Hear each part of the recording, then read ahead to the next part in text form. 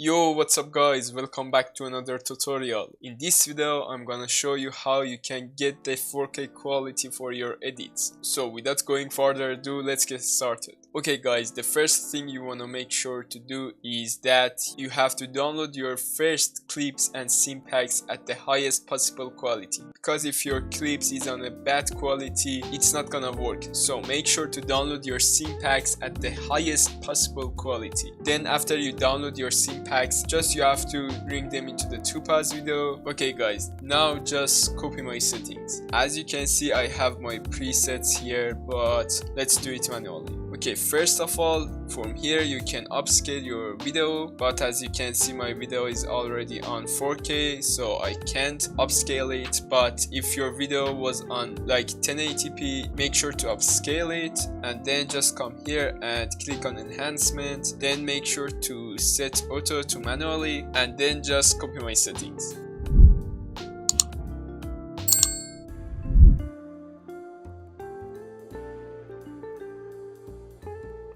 And that's it. Let's see a preview, and as you can see here our video has upscaled. Thanks for watching guys, I hope this tutorial was helpful for you. See you in the next tutorial.